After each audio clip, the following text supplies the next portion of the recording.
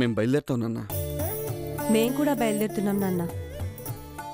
మీ అమ్మ కర్మకాండలు జరిగి ఒక్కరోజు కూడా కాలేదు. అందరూ ఒకేసారి బయలుదేరతారా? 4 రోజులు ఉండి వెళ్ళండి. మీరుండేది బెంగళూరులోనే కదే, నాన్నగారు చెప్తున్నారుగా. 4 రోజులు ఉండెళ్ళండి.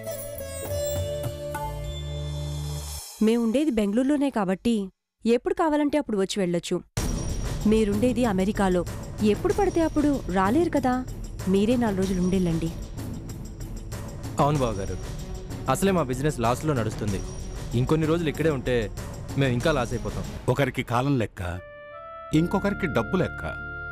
సరే బయలుదేరండి, కానీ ఒక్కరోజు ఉండి వెళ్ళండి. ఈలోగా నేను తేల్చాల్సిన లెక్కోటుంది. లాయర్ని పిలిపించి వీలునామా రాయిస్తున్నాను, ఉండండి. అప్పుడే వీలునామా అవి ఎందుకు నాన్న? నాకు భవిష్యత్తు మీద నమ్మకం లేదురా. రేపేం జరుగుతుందో ఎవరికి తెలుసు. మన వాళ్ళు దూరం అయిపోతే మన జ్ఞాపకాలు అవుతారు, మనం పోతే మనం వాళ్ళకి జ్ఞాపకాలుగా మిగులుతాం. భవిష్యత్ అంటే అంతే. ఏదన్నా చెయ్యాలనిపిస్తే అనుకున్నప్పుడే చేసేయాలి. ఒక్కరోజే కదా, ఉండి వెళ్ళండి.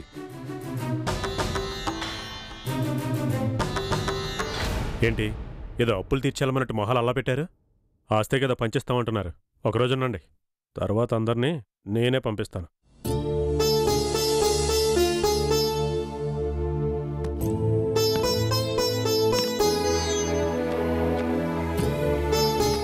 భూపతి గారు, ఇప్పుడెందుకు వీలునామా గురించి అంత తొందరపడుతున్నారు? ఏంటి లాయర్ గారు, మీరు కూడా మా పిల్లల్లాగే ఆలోచిస్తున్నారు? వీలునామా రాయడం అంటే వదిలి వెళ్ళిపోవడం కాదు కదా, ఒక బాధ్యత తీర్చుకోవడం అంతే. సరే, మీకు చెప్పేంత వాణ్ణి కాదు. మీరు ఏ నిర్ణయం తీసుకున్నా బాగా ఆలోచించే తీసుకుంటారు. చెప్పండి, ఎవరెవరి పేరున ఏమేం రాయమంటారు?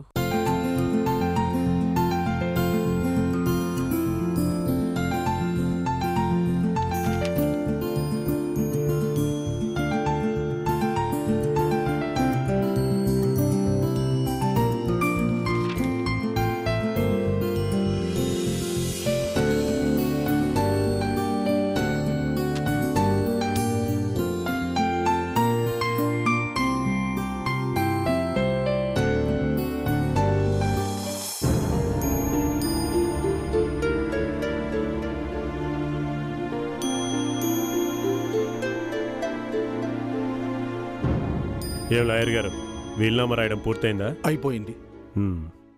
సరే, ఏది చూపించండి. ఎవరెవరికి ఏమేమి రాశారో చూద్దాం. వీలునామా మీ నాన్నగారి దగ్గరే ఉంది. వీలునామా లేకపోతేనే ఎవరెవరికి ఏమేం రాశారో మీకు తెలుసు కదా, కొంచెం చెప్పండి. నేను చెప్పకూడదమ్మా. రేపు మంచి రోజట. ఎవరెవరి పేరున ఏమేం రాశారో మీ నాన్నగారే స్వయంగా చెప్తానన్నారు. ఈ ఒక్కరోజు ఓపిక పట్టండి. అబ్బబ్బబ్బబ్బా, ఒక్కరోజేనండి. కొడుకులు కూతురు దగ్గర కూడా ఈ సస్పెన్స్ ఏంటి ఆయనకి? ఇందులో సస్పెన్సే ఉందిరా. ఏది ఎప్పుడు ఎలా చేయాలో ఆయనకి బాగా తెలుసు. ఆయన నిర్ణయాన్ని ప్రశ్నించే హక్కు గానీ అధికారం గానీ మనకు లేదు.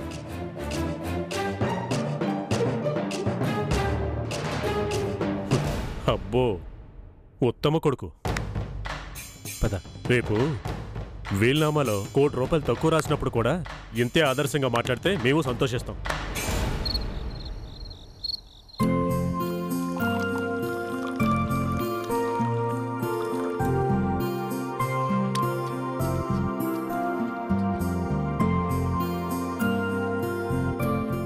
ఏం రావయ్యా?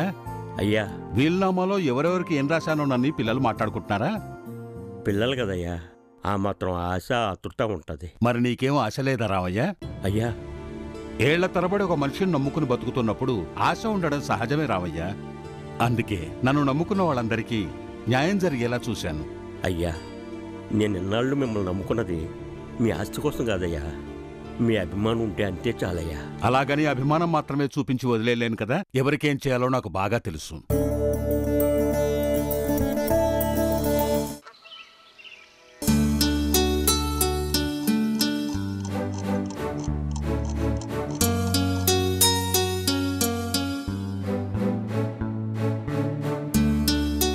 టైం 9 అవుతుంది.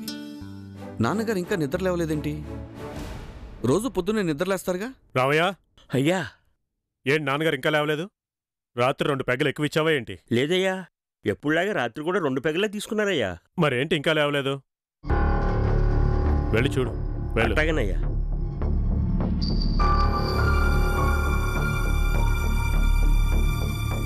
అయ్యా అయ్యా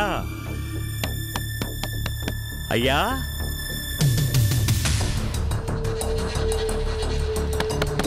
అయ్యా అయ్యా అయ్యా ఎంత గట్టిగా కొట్టినా అయ్యగా తలుపు తీయట్లేదయ్యా. అవునా? పదండి వెళ్ళి చూద్దాం. పదండి చూద్దాం.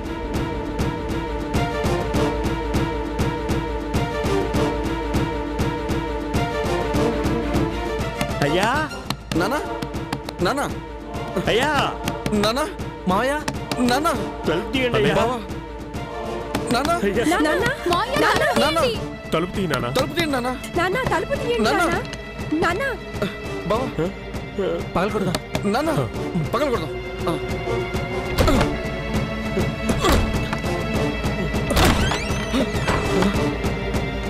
అయ్యారు బావా నాన్న అయ్యారండి. నాన్న ఏమైంది నాన్న మీకు? నానా నాన్న నాన్న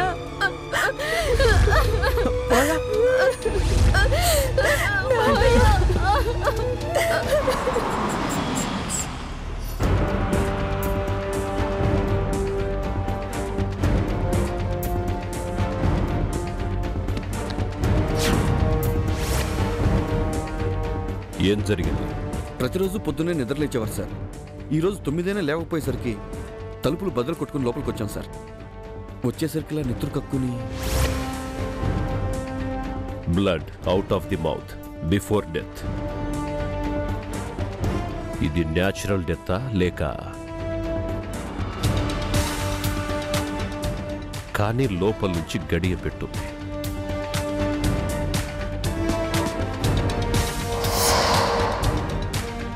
నిద్రపోయే ముందు ఆయన గదిలోకి ఎవరైనా వెళ్ళారా?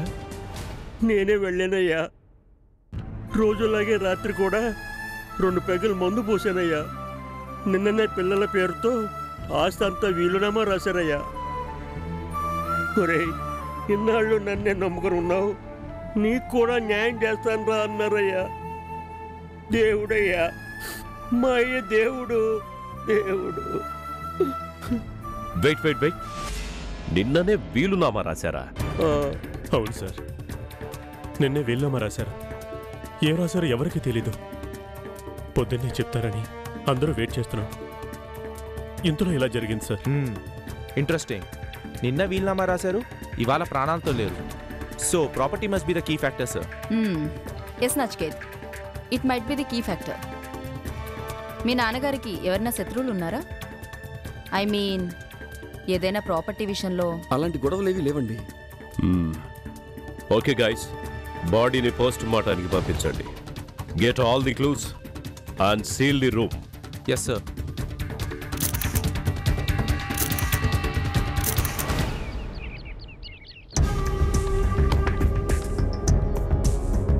నో డౌట్ ఇది ప్రీ ప్లాన్డ్ మర్డర్.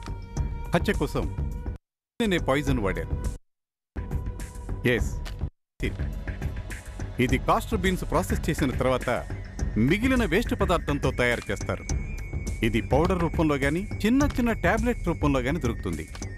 నోటి ద్వారా ఇవ్వచ్చు లేదా ఇంజెక్ట్ కూడా చేయొచ్చు. ఇక్కడ ఎలా ప్రయోగించారు డాక్టర్? నోటి ద్వారానే. ఇది ప్రయోగించిన 1 గంట తర్వాత పనిచేయటం మొదలు పెడుతుంది. ఊపిరి తీసుకోవడం కష్టం అవుతుంది. గొంతులోంచి మాట రాదు. విపరీతమైన దగ్గు, గుండె పట్టేసినట్టుంటుంది. చివరికి నోట్లోంచి రక్తం కక్కుని చచ్చిపోతారు. దీన్ని ప్రయోగించడం కూడా చాలా ఈజీ. వాటర్లోనూ ఇంకా వీక్ యాసిడ్స్ అంటే డ్రింక్లో ఈజీగా మిక్స్ అయిపోతుంది. మేబీ అందుకే హంతకుడు దీన్ని సెలెక్ట్ చేసుకున్నాడేమో. ఆయన నిద్రపోయే ముందు డ్రింక్ తీసుకున్నారు, సో డ్రింక్లోనే కలిపి ఉండాలి. ఆ డ్రింక్ కలిపింది రామయ్యే కాబట్టి విషం కలిపింది కూడా రామయ్యే. ఇంత ఈజీగా కేసు సాల్వ్ చేస్తానని అనుకోలేదు. Your a genius Vikram.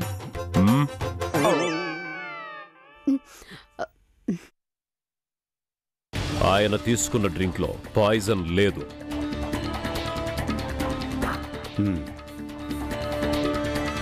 కానీ డ్రింక్ తీసుకున్న తర్వాత ఆయన డోర్ లాక్ చేసుకుని నిద్రపోయారు.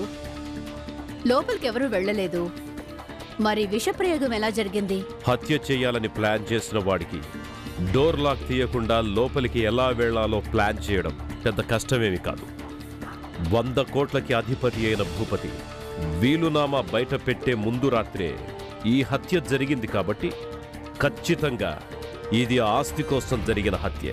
ఇక తేల్చాల్సింది హత్య చేసింది ఎవరు, ఇంట్లో వాళ్ళ లేక బయటి వాళ్ళ. రిపోర్ట్స్ ప్రకారం ఎవరో రెసిన్ అనే విషయాన్ని ప్రయోగించడం వల్ల భూపతి గారు చనిపోయారు. It's perfectly planned and well executed murder.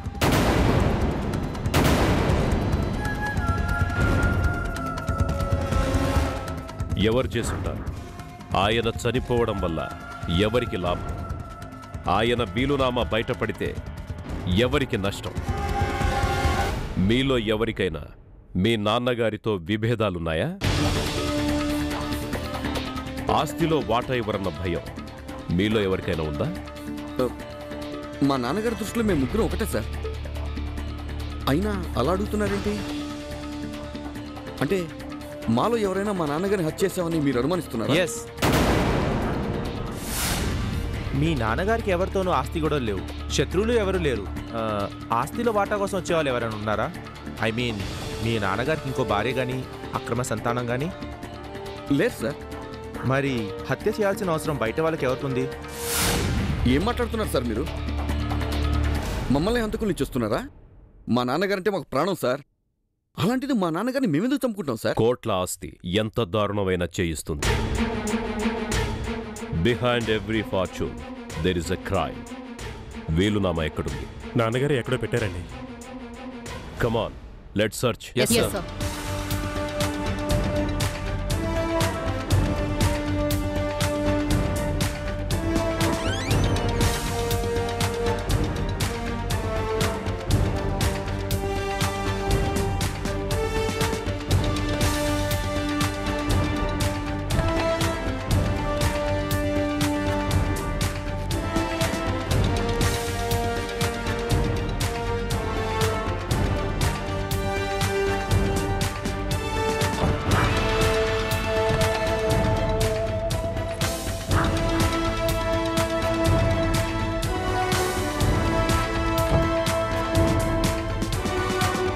వీలునామా రాసిన మనిషి హత్య చేయబడ్డాడు.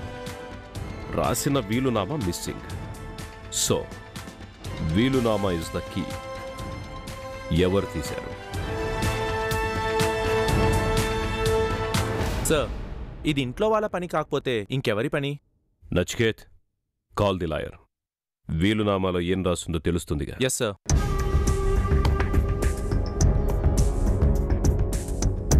హలో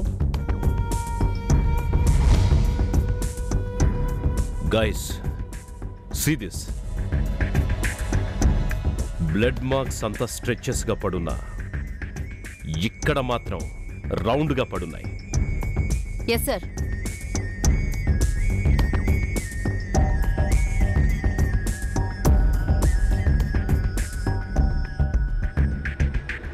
సిక్స్ to 8 ఇంచెస్ ఉన్న ఈ పిల్లో మీద తల పెట్టి నిద్రపోతున్న వ్యక్తికి సడన్ గా ఊపిరాడక విపరీతమైన దగ్గొచ్చి నోట్లోంచి రక్తం కక్కుకుంటే స్ట్రెచ్గా బ్లడ్ స్ప్లిట్ అవ్వాలి కదా. సరిగ్గా ఒక్కడుగు ఎత్తులోంచి ఎవరో రక్తపు బొట్లు పడేసినట్టు ఇలా సర్కిల్గా ఎందుకు పడుతుంది?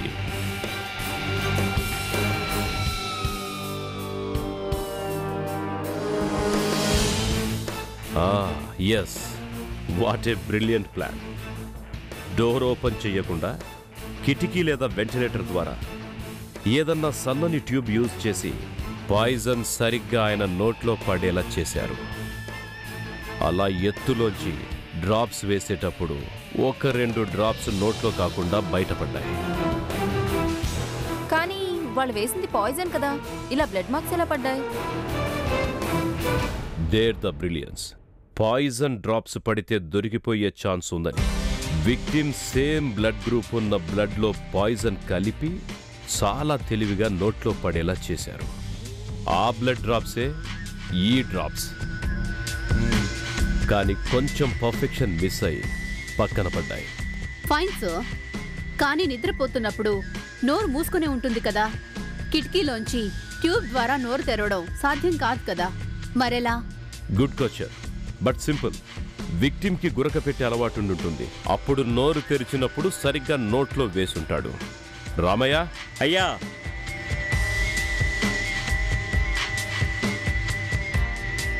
మీ అయ్యగారికి గురక పెట్టే అలవాటుందా?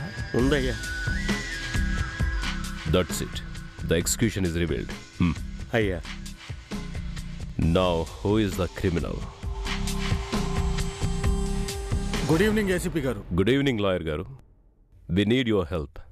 మీరే వీలునామా రాశారట కదా, ఆ వీలునామా ఎవరో మిస్ చేశారు. ఇప్పుడు ఈ కేసులో ఆ వీలునామా చాలా ఇంపార్టెంట్. అందులో ఏం రాశారో చెప్పండి. భూపతి గారంటే మా అందరికీ చాలా గౌరవం. ఆయన్ని హత్య చేసిన వాళ్ళని వదిలే ప్రసక్తే లేదు. వాళ్ళని ఉరికమ్మ మిక్కించే వరకు నేను పోరాడతాను. కానీ వీల్నామా గురించి మాత్రం దయచేసి అడగొద్దు.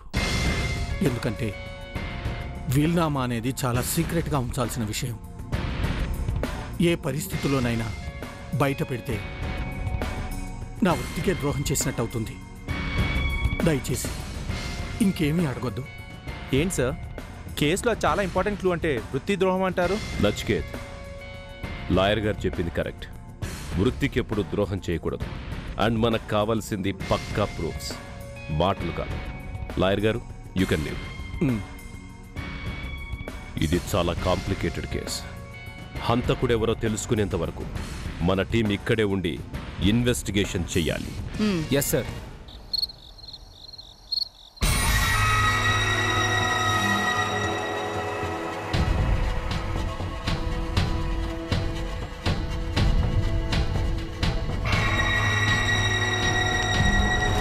అంత మంచి మనసున్న అయ్యగారిని పొట్టున పెట్టుకోవడానికి ఎవరికైనా ఎలా మనసొప్పింది పెద్దయ్యా? ఏం చేస్తామే, మన దురదృష్టం అంతే. టైం మరీ ఇంత బ్యాడ్గా ఉంటుందని నేను ఎప్పుడూ ఎక్స్పెక్ట్ చేయలేదు మంజుల. మనకొచ్చిన వాటాతో బిజినెస్లో లాస్ కవర్ అయి దాన్ని ఇంకా డెవలప్ చేయొచ్చు అనుకున్నాను. కానీ స్టోరీ మొత్తం రివర్స్ అయింది.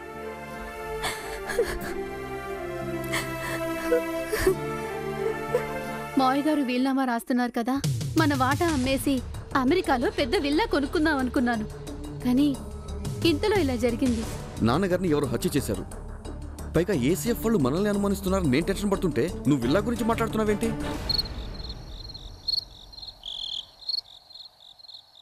అడవిలో పులి కోసం మాటేసినట్టు ఈ కాపలా ఏంటి? అసలు మనం ఎక్కడ ఉన్నాం తెలిస్తే ఎవడైనా ఎందుకు వస్తాడు? అక్కడ పులి మాటేస్తే గానీ వేటాడలేవు. ఇక్కడ మనిషి మాటేసిన వాడినే వేటాడడానికి వస్తాడు. So we have to focus. Yes.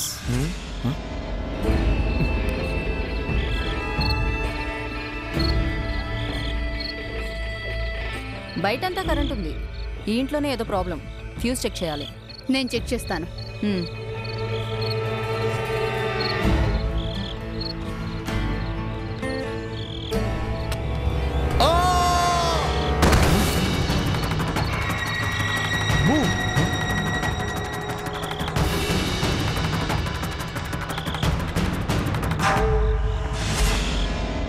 Bhavya, stay here. Let's move.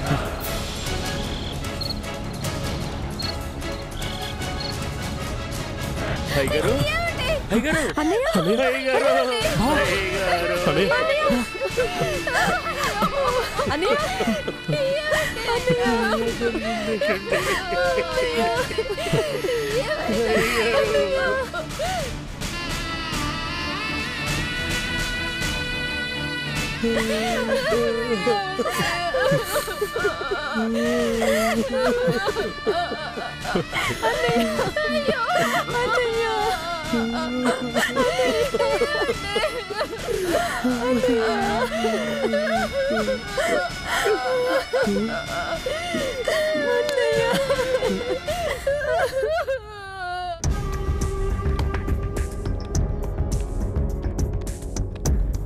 పైనుంచి కింద పట్టడం వల్ల తల పగిలి రవీంద్ర మరణించాడు. అలాగే ఒంటి మీద ఉన్న గాయాలను బట్టి చూస్తే పడిపోయే ముందు ఎవరితోనో బాగా ఘర్షణ పడ్డాడని అర్థమవుతుంది.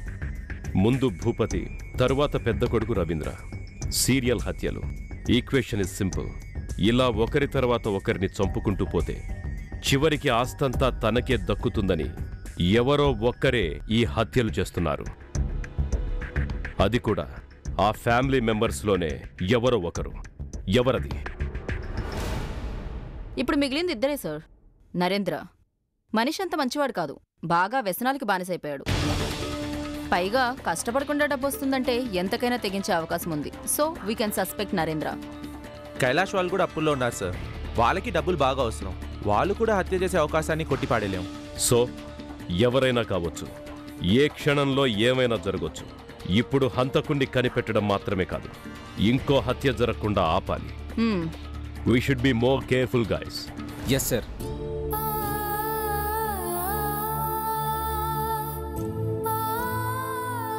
మీకెవరి మీద నా అనుమానం ఉందా? ఖచ్చితంగా ఇది ఇంట్లో వాళ్ళ పనే. ఆశ కోసం మావయ్యని ఆయన్ని పొట్టను పెట్టుకున్నారు. నన్ను నా బిడ్డను కూడా చంపేస్తారు. భయపడకండి, హంతకుడు ఎవరైనా సరే పట్టుకుని మీకు న్యాయం జరిపిస్తాం. నరేంద్రకి మీ ఆయనకి ఆస్తి విషయంలో ఎప్పుడైనా గొడవలు జరిగాయా? ఆస్తికి సంబంధించి ఏంటండి, ప్రతి చిన్న విషయానికి గొడవే. నా భర్త తమ్ముడే కావచ్చు, కానీ వాడొక్క పెద్ద వెధవ. ఒక రకంగా చెప్పాలంటే వాడికి భయపడే మేము మనశ్శాంతి దూరం చేసుకోవడం ఎందుకని అమెరికా వెళ్ళిపోయాము. అలాగని కైలాష్ని తక్కువ అంచనా వేయడానికి వీల్లేదు. వాడు అసలే అప్పుల్లో ఉన్నాడు. వీళ్ళిద్దరిలో ఎవరైనా చేసుండొచ్చు.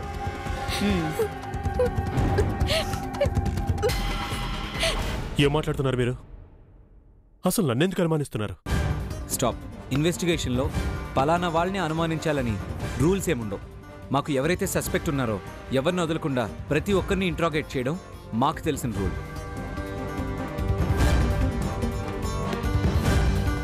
భార్యతో గొడవపడి పుట్టింటికి పంపించేయడం, డబ్బుల కోసం తరచుగా మీ నాన్నగారితో గొడవపడ్డం, అసలు నీకు ఇంట్లో ఎవరితోనూ రిలేషన్ సరిగ్గా లేదని మాకు తెలిసింది.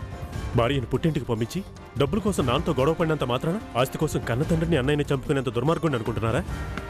Uttam, no clues. Okay okay mister Narendra, thanks for your cooperation.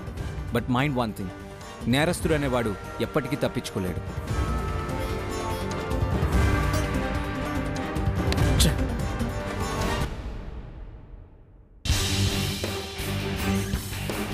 అరే ఎందుకండి మమ్మల్ని అనుమానిస్తున్నారు? ఎన్ని కోట్ల ఆస్తి అయితే మాత్రం కన్న తండ్రిని తోబుట్టువుల్ని చంపుకుంటామా చెప్పండి? అరే ఎంత చెప్పినా మీరు ఎందుకండి మా మాట నమ్మట్లేదు? మేము అప్పుల్లో ఉన్న మాట నిజమేనండి. మాకంతగా అవసరం అయితే మా మావయ్య బావమర్దల కాళ్ళు పట్టుకుని మమ్మల్ని కాపాడమని అడుగుతాం, కానీ కంఠం కోసేంత కసాయి వాళ్ళ మాత్రం కాదండి. దయచేసి మమ్మల్ని అనుమానించడం మానేయండి.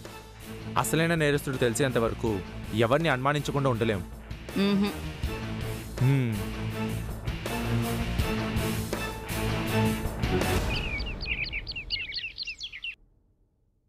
ఆగండి, ఎక్కడికి వెళ్తున్నారు? అసలు హంతకుడు ఎవరో తెలిసేంత వరకు మిమ్మల్ని ఎక్కడికి వెళ్ళొద్దని చెప్పాము కదా. ఎందుకండి? మా ప్రాణాలు కూడా పోగొట్టుకోవడానికా? అరే హంతకుడు ఎవడో కనిపెట్టడం మానేసి మమ్మల్ని కూడా అనుమానిస్తున్నారా? భయపడుతూ బాధపడుతూ ఇంకొక క్షణం కూడా ఇక్కడ ఉండలేం. మమ్మల్ని వెళ్ళనివ్వండి. అయినా మీ డౌట్ ఏంటండి? ఆస్తి కోసం మాలో మేమే చంపుకుంటున్నామనే కదా. వద్దు, మాకు ఈ ఆస్తి వద్దు, ఏమి వద్దు. చెప్పండి, ఎక్కడ సంతకాలు పెట్టమంటారో అక్కడ పెడతాం, అంతే. దయచేసి మమ్మల్ని వదిలేండి సార్. చెప్పండి, ఎక్కడ సంతకాలు పెట్టమంటారు? నా బిడ్డ ప్రాణాలతో ఉంటే చాలండి. నాకు ఆస్తులేవి అవసరం లేదు. మమ్మల్ని వెళ్ళనివ్వండి. ఓకే, కాసేపు మీలో ఎవరు హంతకులు కాదనుకుందాం, కానీ ఈ ఆస్తి కోసం, ఈ ఆస్తికి వారసులైన మిమ్మల్ని ఎవరో చంపడానికి ట్రై చేస్తున్నారు. ఇది మాత్రం నిజం.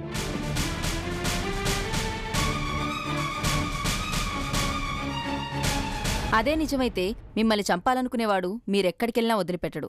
ఈ ఆస్తి కోసం శాశ్వతంగా మీ అడ్డు తొలగించుకోవాలని అనుకుంటాడు.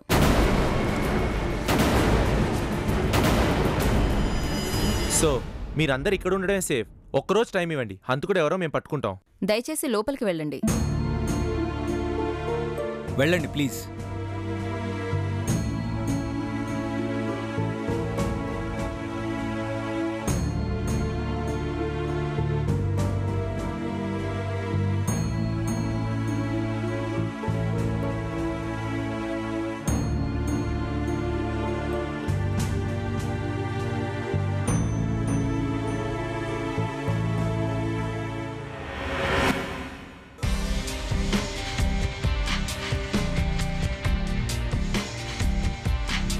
ఎస్ సార్, అన్ని రూమ్స్లో సీసీ కెమెరాలు ఫిక్స్ చేసాం. గుడ్. ఎవ్వరిని రూమ్లోంచి బయటికి రానివ్వద్దు. ఇంట్లో each and every inch observe చేయండి. కన్నురెప్ప కూడా వెయ్యకుండా ఫోకస్ చేయండి. Yes sir. We should catch him today at any cost. Sure sir. Right.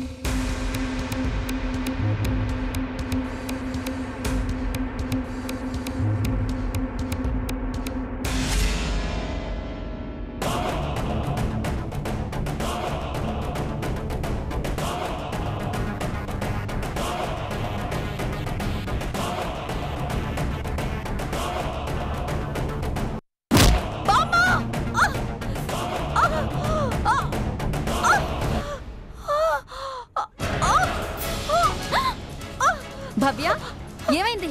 ఎవరు చేశారు ఇది? Bhavya, Oh no. Bhavya, take to the hospital. Uttam, follow me. Come. Oh God.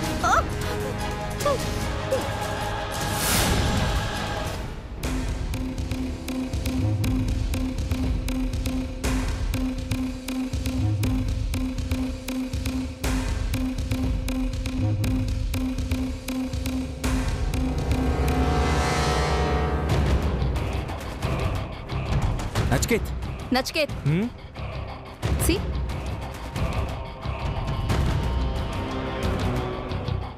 ఎవరది? అటువైపు ఎందుకు వెళ్తుంది? చేత్తో గన్ కూడా ఉంది. Come on, let's move.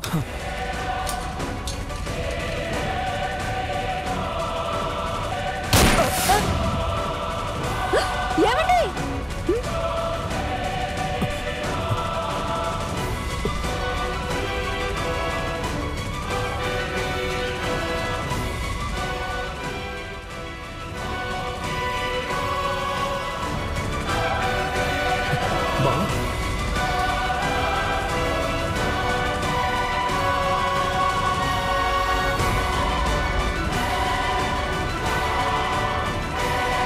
ఛా, మిస్ అయింది. కమాన్, పైన జరిగిందో చూద్దాం. ఏమండి? ఏమైంది? ఏం జరిగింది?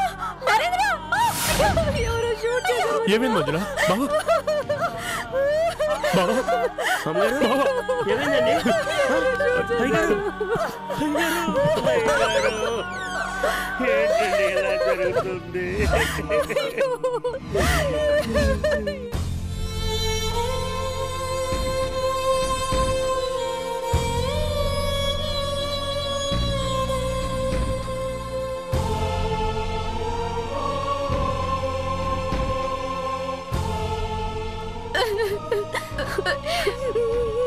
మనం ఎవరికేం అన్యాయం చేసాం వదినా?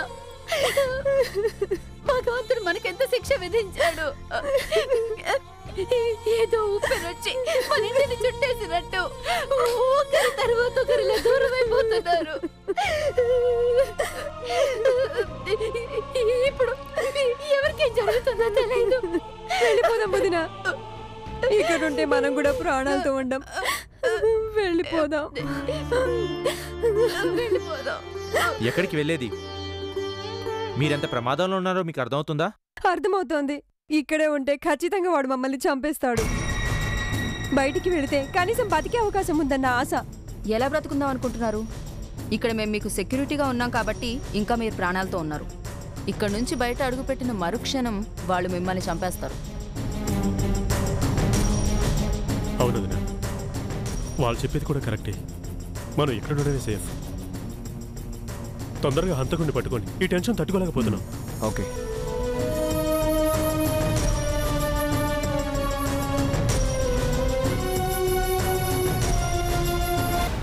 నచికేత్, నాకెందుకో నరేంద్ర మీదే డౌట్ ఉంది. వాడు each and every moment notice చేయి. Yeah. Yes sir, everything is under control.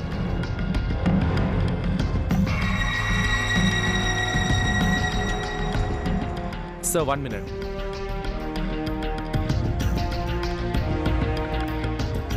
Sir, Chamanthi ఏదో క్యారేజ్ పెట్టుకుని ఎక్కడికో వెళ్తుంది sir. Just keep on following her.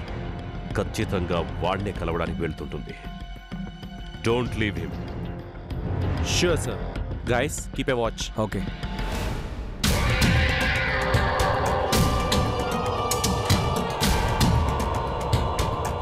అన్నం తెచ్చాను, తినండి. నా కోసం నువ్వు చాలా కష్టపడుతున్నావు చామంతి. ఇంకొక రోజు ఓపిక పట్టు. ఆ కోట నాదవుతుంది. ఆ కోటలో మహారాణివి నువ్వే. Hands up. కదిలేవో కాల్ చేస్తాను. Get up get up.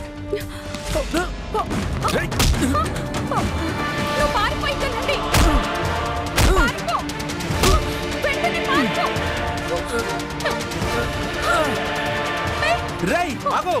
చామంతి నా చేతిలో ఉండగా నువ్వు ఎక్కడికి వెళ్ళినా పట్టుకుంటావు. Come back. రేయ్ చామంతి, లే. చామంతి, చామంతి వాడెవడు? చామంతి వాడెవడు చెప్పు. చామంతి.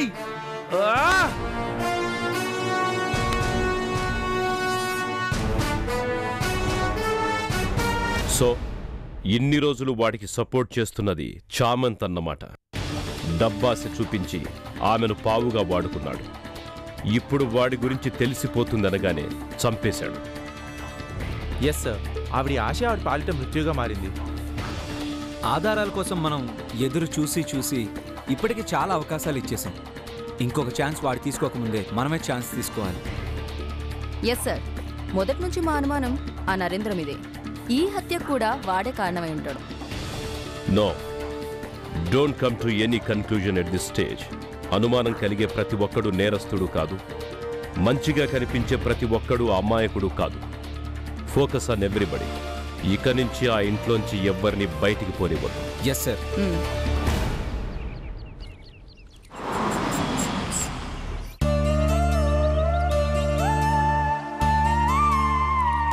మీరు వెళ్ళిపోతున్నందుకు బాధగా ఉందమ్మా.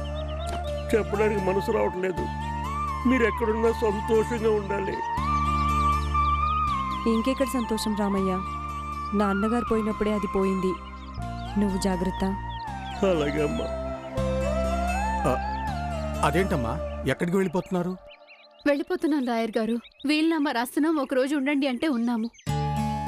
ఈ ఆస్తి కోసం ఆశపడి చివరికి ఏం పోగొట్టుకున్నామో చూడండి.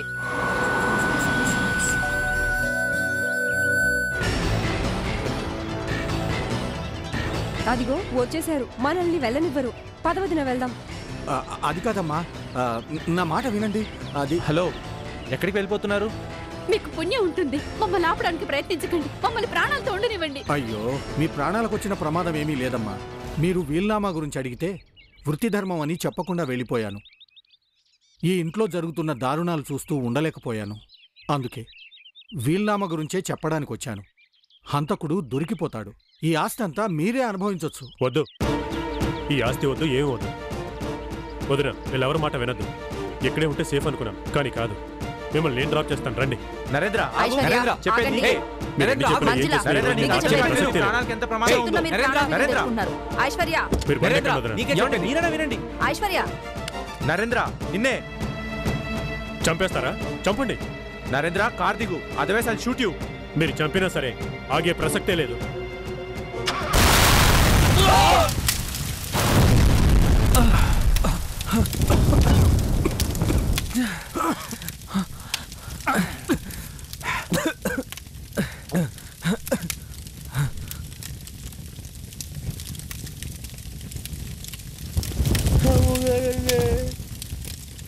ఈ రోజు జరిగిన కారు బాంబు బ్లాస్ట్లో 5గురు తీవ్రంగా గాయపడ్డారు.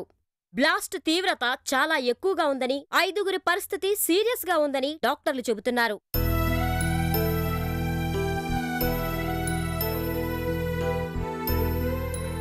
రామయ్య,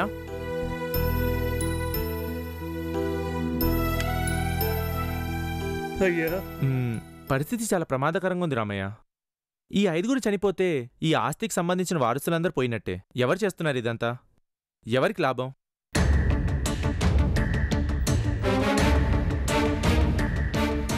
నువ్వు భూపతి గారికి నమ్మిన బంటివి రామయ్య. ఆయన గురించి ఈ లోకానికి తెలియని చాలా నిజాలు నీకు తెలుసుంటాయి. చెప్పు రామయ్య, ఆయనకి ఇంకెవరైనా వారసులు ఉన్నారా? ఐ మీన్ ఇంకో ఫ్యామిలీ? ఉందయ్యా. మీనాక్షి అని ఆవిడ పెళ్లి చేసుకున్నారు. కానీ పరువు పోతుందని భయపడి ఎవరికి చెప్పలేదు. పాపం మీనాక్షికి ఎన్నో ఆశలు కల్పించాను, అన్యాయం చేశానని ఎంతో బాధపడేవారు. సో జరిగిన అన్యాయానికి ప్రతీకారం కోసమో లేక ఆస్తి కోసమో ఆవిడే ఈ హత్యలన్నీ చేసే ఛాన్స్ ఉందా? లేదయ్యా, ఆవిడ చాలా మంచిది. ఎక్కడ అయ్యగారికి చెడ్డ పేరుస్తుందోనని అయ్యగారిని పెళ్లి చేసుకున్న సంగతి ఎక్కడా చెప్పలేదయ్యా. ఇప్పుడు మీనాక్షి ఎక్కడుందో నీకు తెలుసా రామయ్య? తెలుసయ్యా.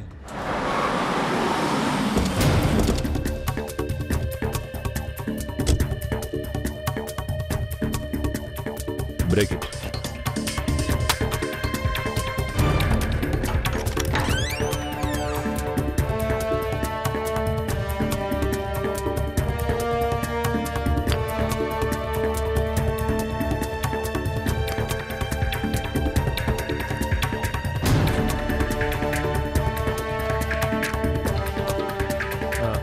సార్, ఈవిడే మీనాక్షి అన్నమాట. Yes sir. ఇప్పుడు ఈవిడ ఎక్కడున్నట్టు?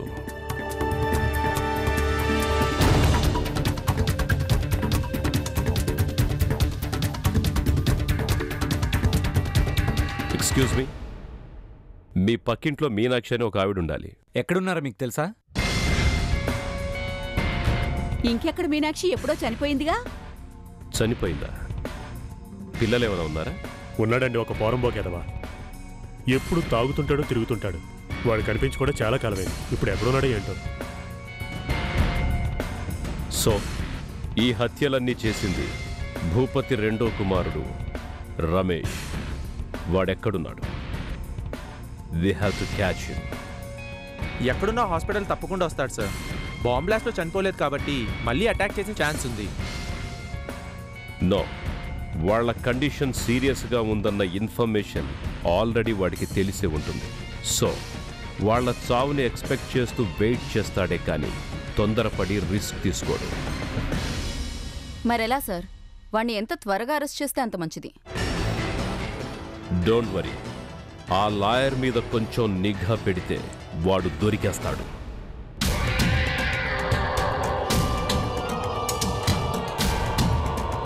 ప్రముఖ వ్యాపారవేత్త భూపతి గారి కుటుంబానికి సంబంధించి జరుగుతున్న వరుస హత్యల గురించి మీ అందరికీ తెలిసిందే.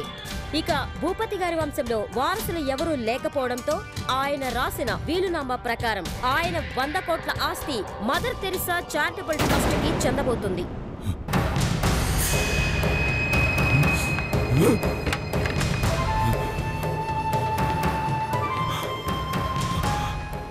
ఆస్తి ట్రస్ట్కి చెందటం ఏంటి?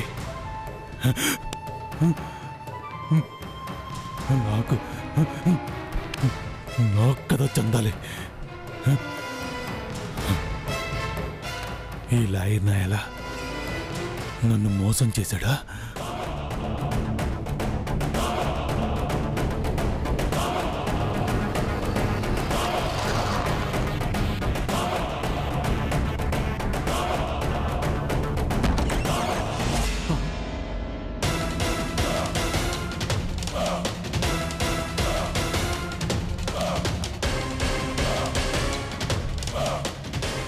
ఏంటది? ఏంట న్యూస్? అదే నాకు అర్థం కావట్లేదు. నీకు అర్థం కాకపోవటం ఏంటి? వీల్నామా రాసింది నువ్వే కదా? రాసింది నేను కాబట్టే అంత ఖచ్చితంగా చెప్తున్నాను. వీల్నామాలో అసలు ట్రస్ట్ గురించే రాయలేదు. మరి న్యూస్లో ఎలా వచ్చింది? అర్థమైంది లాయరా, అర్థమైంది.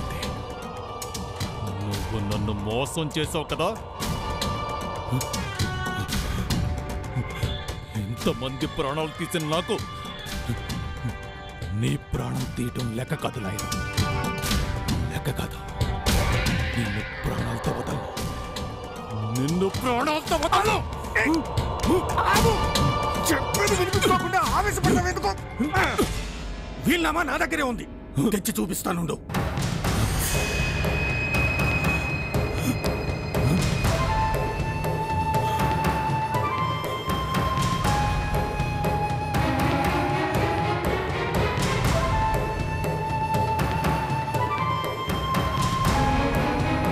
చూడు చూడు, ఇందులో ట్రస్ట్ ప్రస్తావనే లేదు.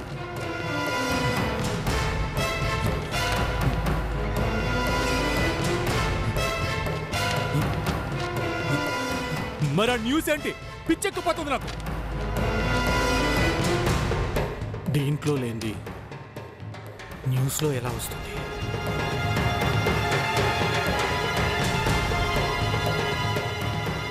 అయినా వీలునామాలో ఏముందో భూపతి గారికి నాకు తప్పించి ఇంకెవ్వరికీ తెలియదు. ఆ వీలునామా కూడా నా దగ్గరే ఉంది. అలాంటప్పుడు అసలు ఆ వీలునామా ప్రస్తావన ఎందుకు వచ్చింది?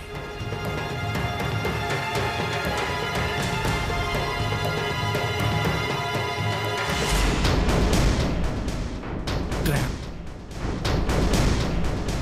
It's a trap. నిన్ను నన్ను పట్టుకోవడానికి ఏసీపీ వల పన్నాడు. రమేష్ పారిపో, పారిపో రమేష్, పారిపో.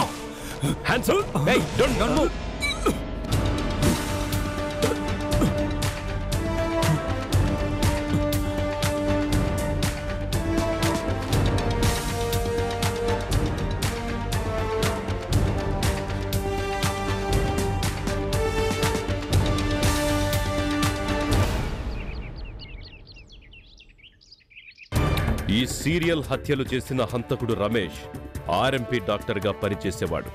రమేష్ తన తల్లి మీనాక్షిని తన తండ్రెవరో చెప్పమని ఎంత బతిమిలాడినా ఎప్పుడూ చెప్పలేదు. ఒకరోజు,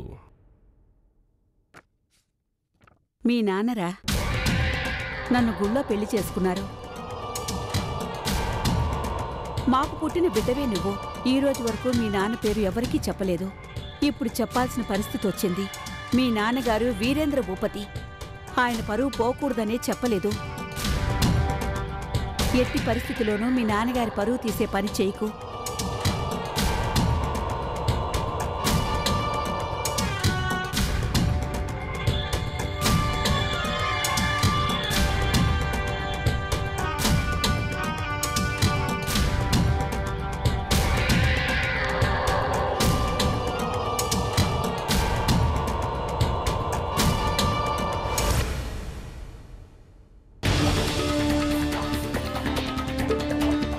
రమేష్కి తల్లి చెప్పిన మాట చెవికెక్కలేదు. తండ్రి కోట్ల ఆస్తే కళ్ల ముందు మెదిలింది. నేరుగా తండ్రి దగ్గరికెళ్ళాడు. రమేష్ని కొడుగ్గా ఒప్పుకుంటే తన పరువు పోతుందని ఒప్పుకోలేనన్నాడు భూపతి. వేరే ఏ లాయర్ దగ్గరికెళ్ళినా అంత ఉపయోగం ఉండదని లొసుగులన్నీ తెలిసిన భూపతి ఫ్యామిలీ లాయర్ మధుసూదన్ రావు దగ్గరికెళ్ళాడు. సెక్షన్ 16 ప్రకారం అక్రమ సంతానానికి కూడా ఆస్తిలో వాటా ఉంటుంది. కానీ DNA టెస్ట్ ద్వారా అది నిరూపించుకోవాలి. బతికుండగా ఆయన అందుకు ఒప్పుకోరు.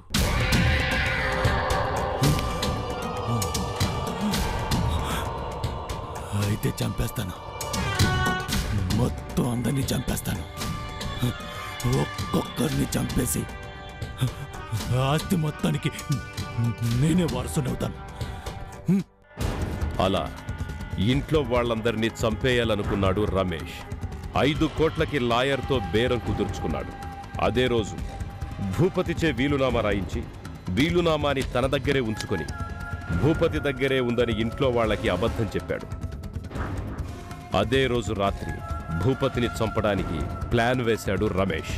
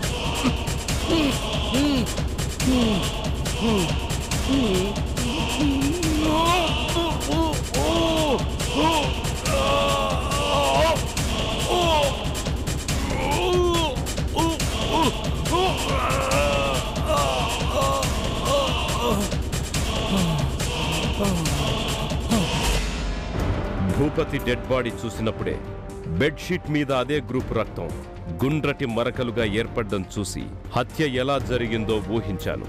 అందుకే అక్కడే టీంని ఉంచి సెర్చ్ చేయించాను. కానీ హంతకుడెవరో తెలుసుకునే ప్రయత్నంలో దురదృష్టవశాత్తు ముగ్గురు ప్రాణాలు కోల్పోవడం జరిగింది. బై గాడ్స్ గ్రేస్ మిగిలిన వాళ్ళందరూ ఇప్పుడు క్షేమంగా ఉన్నారు. కానీ వాళ్ళందరూ చనిపోయారు. భూపతి గారి ఆస్తి మొత్తం ట్రస్ట్కే రాశారని టీవీలో న్యూస్ వచ్చేలా చేసి అండర్ గ్రౌండ్లో ఉన్న రమేష్ని బయటికి రప్పించాం. సెక్షన్ 16 ప్రకారం అక్రమ సంతానానికి కూడా ఆస్తిలో వాటా వస్తుందని చెప్పిన లాయర్ 3 హత్యలు చేస్తే సెక్షన్ 302 ప్రకారం ఉరిశిక్ష పడుతుందని చెప్పకపోవడం ది బ్యాడ్ లక్ రమేష్. ఒక క్రైమ్ చేసేటప్పుడు ఎంత ధైర్యం కావాలో ఆ క్రైమ్ చేసేటప్పుడు ఆ క్రిమినల్ గుండెలో డబుల్ భయం ఉంటుంది. ఆ భయమే తప్పులు చేయిస్తుంది. ఆ తప్పులే క్రిమినల్స్ ని పట్టిస్తాయి. So no criminal will escape from law and justice. Only time does matter.